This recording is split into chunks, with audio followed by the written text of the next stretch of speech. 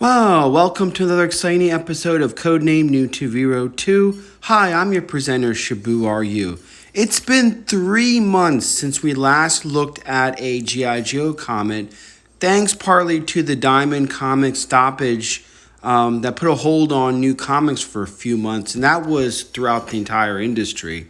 So before I start picking up on the 6th of this epic 10-part issue storyline, it dawned on me that what Larry Hama is actually trying to do here.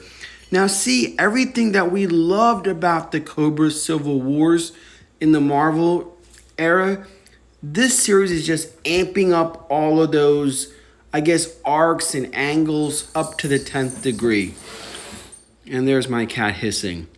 Now, to recap, Sean Collins, the new Snake Eyes, has been captured and taken by Cobra into the heart of Springfield as part of Mindbender and Cobra Commander's plot to utilize the brainwave scanner on making a Cobra quote-unquote Snake Eyes. Now, from the Joe standpoint, their urgency is not only to rescue Sean, a fellow Joe, but also to keep the secret that the original Snake Eyes has passed. At this point, only the Joes are the only party that knows about the original Snake Eyes passing away. Now, we all know that Snake Eyes has basically been connected to everyone in every arc in G.I. Joe universe. So it's no surprise that several different parties are all converging onto Springfield with the same objective of rescuing Snake Eyes. Obviously, we got the Joes. And within the Joes, we got a little unit of Stalker, Wade Collins, Rock and Roll, and Grunt also coming. I think Grunt, yeah. And then another party of the October Guard, which is from left field, and Zartan, the Dreadnoks with Crystal Ball, and lastly, Destro, the Baroness, and the Iron Grenadiers. And let's not forget Revanche and the Arashikage clan. Alrighty, well, your starting lineup, of course, is Larry Hama as the writer and the Atkins brothers handling the art and inks. So, of course, we're going to look at the cover variants. And the cool thing is that they've been Atkins has been handling most of it, with Nino Diaz filling in. Now, cover A and B. And then we got the RI cover by John Royal and Jagdish Kumar. Jamie Sullivan covers cover B. There's also this exclusive East Side Comics with the Baroness in black, and then there's one of her in red, and I guess you'd have to go to the websites and order those. So, with that aside, we're going to start with this issue and picking up with Candy's van. You know, the funny thing is I've always wondered how G.I. Joe deals with getting traffic tickets. And in this case, we have Clutch and Stalker in the front seat of Candy's van, and they're pulled over by a police officer. And the police officer's like, wait, are you guys on active duty? And Stalker's like, we're on a top secret mission, and we can't tell you. And the officer's like, in a freaking clown van? I need to open up the back. And when he does, to his surprise, it's Wade and Rock and Roll, and they're like, hey, we're not the bad guys here. We could have shot you, but we are, in fact, on a mission. The cop's like, oh, my God, what the hell is going on? And, slams the door and is like, go on your way. He doesn't want to know what the hell is going on. At this point, it's better for him to just let this go. So, we see him go into his patrol car. Now, remember when we last left off, we had Sean, a.k.a. Snake Eyes, being guarded by Crimson Guard Laura, who was, I guess, just like, here you go, watch Snake Eyes. If he escapes, it's all on you. And they just locked her in with Sean. And we see that Sean is, using his ninja skills and slowly working his way out of the bindings. And Laura's like, stop it, you better stop, I'm going to shoot you. And of course, Sean's like, that pays no mind and keeps going on and removing the bindings like a Houdini type of straitjacket trick. Of course, this is no trick. This is Arashikage training. And if you guys don't know, Sean Collins is referred as the last brother of the Arashikage clan.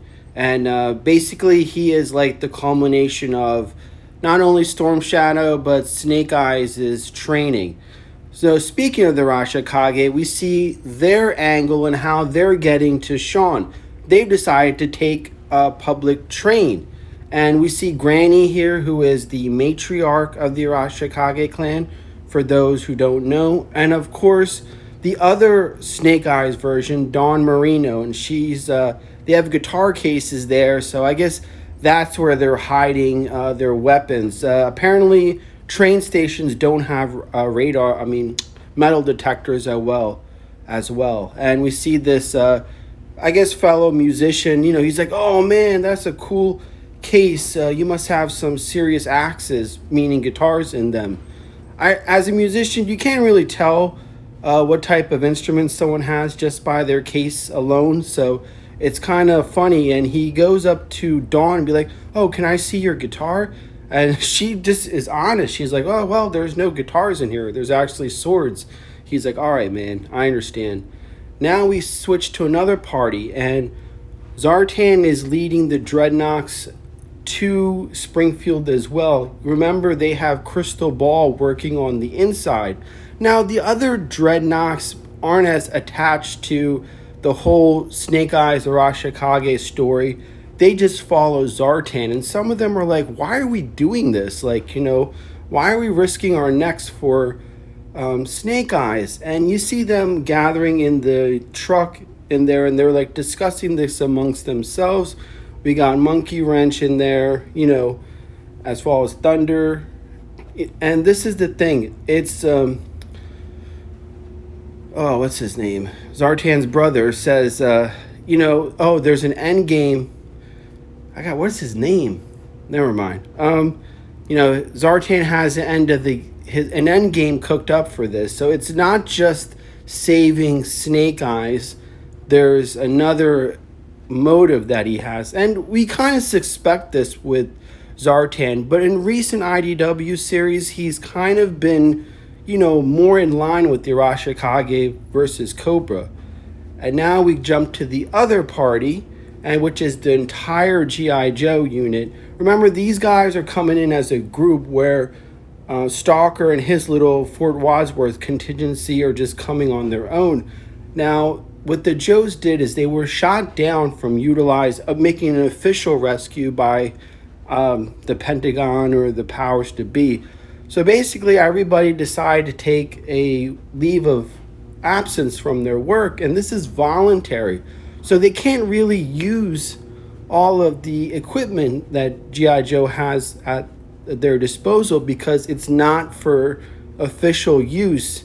And we see them like jumping in on school buses and just other public, vehicles that they could find. They did manage to, I guess, steal the Mauler and the Mobat and the Thunderhawk. So this is what this is a nice shot here where the entire team is sitting on the bus, kind of like a school trip, like, yo, Joe, Now, before Duke sets off, he he puts Muskrat, Torpedo, and Long Range in charge of the pit. So they have to, coordinate with Joe Colton. And we're going to see that in the next panel as the Joe team takes off in their magic bus with the Tomahawk on top, providing coverage, I guess. It's kind of funny that that this is what they're doing because they don't have authorization to use all of these vehicles because they are, taxpayers' dollars. And we see Joe Colton descending from the Tomahawk because now this is a separate thing that goes back to issue 250 that I covered, where Joe Colton and G.I. Jane have a secret base underneath the Utah pit, and they've been working on this special satellite weapon. And because Cobra sent up a stiletto earlier and knocked that out, the Joe team is frantically coordinating a outer space mission, and they're going to utilize the Defiant actually to go up and repair this satellite. Kind of like if you guys remember when the Hubble telescope went down. It's funny because I watched a documentary about that, and it was like pins and needles as getting that thing fixed. And there was a lot of things, you can't account for space. So we see payload here, and it's really nice to see these iconic characters. And remember, Larry Hama promised to feature every active Joe in this series, and that's a big commitment to take on. Now, the another party we're going to is seeing the Baroness and Destro. Now, they're still at the biker bar that the Dreadnoks have, because remember, Zartan came and rescued these two from Revenge, and Revenge had, brainwashed them and taken control. So Zartan came and rescued the Baroness and Destro and informed them of what's going on with Snake Eyes. Obviously, the Baroness and Destro have a connection and a desire to participate in helping free Snake Eyes for all of his admirable qualities and things. And I think this is a great shot of the Iron Grenadiers coming in like a squadron as the sun is setting. Atkins, this is a home run. Just that panel I showed before of them coming in while the sun is setting. And, Destro is more like I like how he's a leader. He lets his troops he's more lax, and they in turn love him more for this. The last party is, of course, Revenge. And if you guys are new, I've compared Revenge to Skynet from the Terminator. They're a self-governing robot, and they produce weapons and military things. But they have a secret agenda underneath of course, taking over the world. And, they're basically talking to Alpha 001, who is the leader of the Revenge. He's like the big brain behind all of the machines. He's like letting all these parties are converging. So let them go ahead and do that. And we'll come in at the end and just mop up. And it'll be a lot easier than going up against, because he's saying he's done all the math and the calculations in it, and our highest form of prop, which is correct. That is true. Why go in there and fight when let your enemies beat the shit out of themselves and then go in and clean up the mess? You'll have less casualties, less whatever. So this is actually a very smart move. So they're going to be holding back. So now we're going to jump back to Springfield, where we started off with in the very beginning. And remember, Laura, Snake Eyes has escaped using his ninja magic, Rashikage training. And we're seeing in the meantime, Mindbender and Cobra Commander are getting the brainwave scanner fully operational. And remember, Mindbender learned some new things, nuances during the Dr. Venom return arc as well. And that was, I think, around issue, I want to say 250, 260. So around there, we learned about that. And that was kind of bizarre. Dr. Venom coming back from the dead as looking like Dr. Mindbender and then turning into, anyway, that you go back and watch those videos.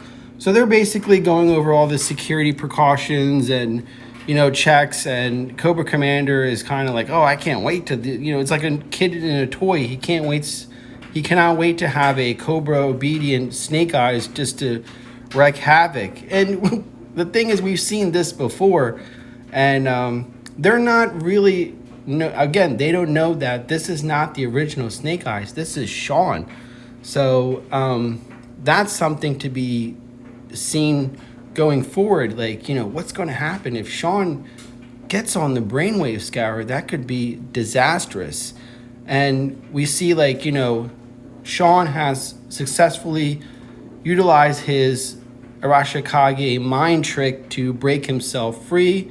And I don't know how he gets by the security code. That's not ninja. That's like freaking Houdini crap, wizardry. So Laura you remember the Crimson Guard, female Crimson Guards, are known as Laura, where the males are Fred, and we end off with him face to face with Laura, and he's about to perform, I guess, some type of sleep thing to put her in a trance, and we'll jump to that in the next issue. And again, all of this is done. People may think this is slow, but this is how storytelling should be done. Unfortunately, if you want to see a bad version of this, look what they did to Star Wars, how they the modern era, they're just jump all over the place. But I like how Larry Hama is slowly developing the story, bringing all the pieces together. That's what makes this very interesting. And as an adult and someone that's interested in storytelling and writing, this is masterfully done. I think with the Marvel run, he didn't have enough time to do that. So anyway, we're going to end with that. This is Shabu Are You signing off.